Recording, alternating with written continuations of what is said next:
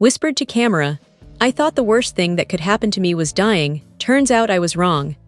The screen is black for 3 full seconds.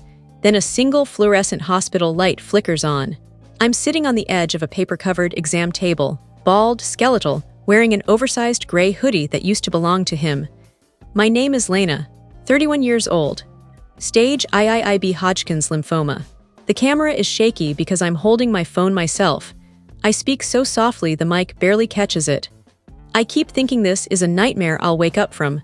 The cancer, the chemo, the fact that Caleb hasn't answered my calls in 4 days.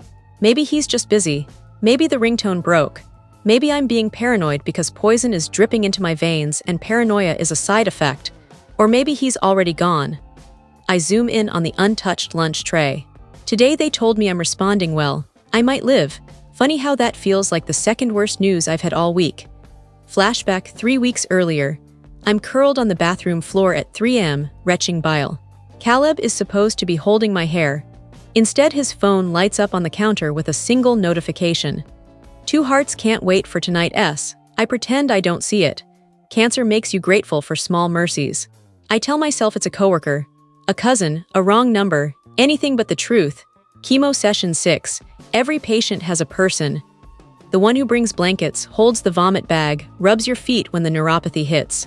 My chair is empty. The nurse gives me that sad smile people reserve for abandoned dogs. I text him again. They're starting the drip. Wish you were here. Delivered. No dots. I turn the phone face down and cry into the heated blanket, a stranger's husband tucked around me. I come home early because my counts were too low for treatment. Our apartment smells like someone else's perfume. In the laundry basket, a tiny lace thong that is definitely not size cancer patient who lost 28 pounds. I sit on the floor holding it like it's radioactive. Then I do what any rational dying woman would do. I log into his MacBook with the password he never changed, our wedding date that isn't for another year. Hundreds of messages, photos, videos. Her name is Sasha, 24, yoga instructor, 0 empathy.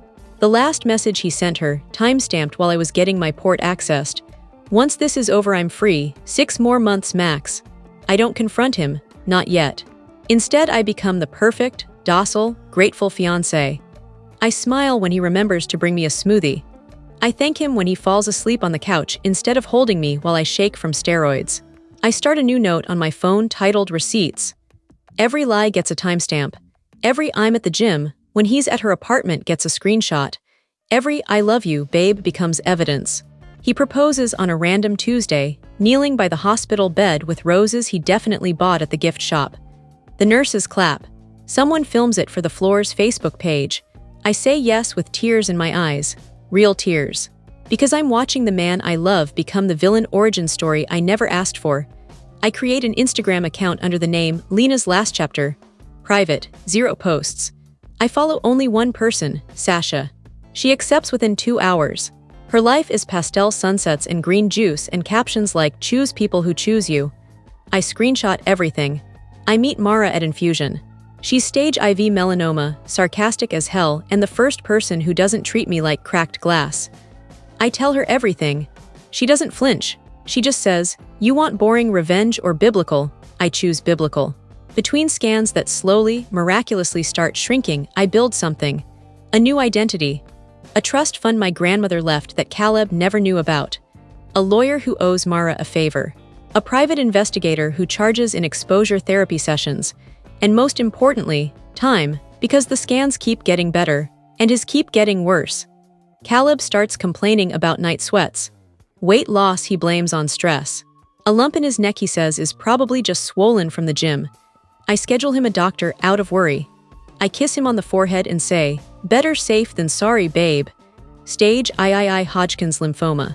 Almost identical to mine. The doctor uses phrases like excellent prognosis if treated aggressively. Caleb grips my hand like I'm his lifeline. I squeeze back. I have practiced this moment for months. My face is perfect, devastated fiancé. Inside, something cold blooms. I move him into the spare bedroom so he can rest. I learn how to access his port, flush his PICC line, mix his anti-nausea meds. I hold the bucket while he vomits. I shave his head when the hair starts falling out in clumps.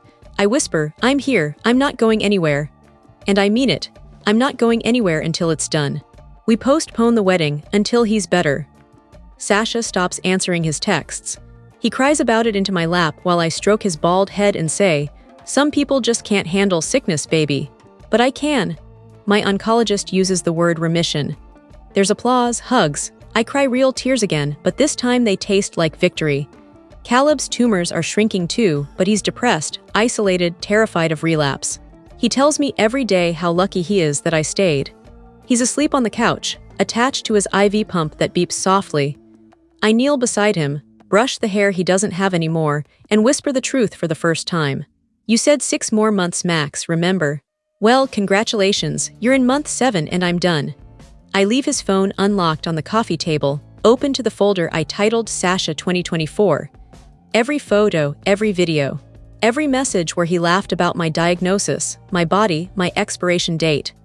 Next to it, a printout of my remission letter, and a single post-it note in my handwriting. "I chose people who choose me, you didn't. Enjoy the rest of your life wondering if the cancer comes back. I already know mine won't. Lena PS, the apartment is in my name now, you have until morning." I didn't leave him because he got sick. I left him because he taught me that love can be conditional, and I decided mine no longer would be.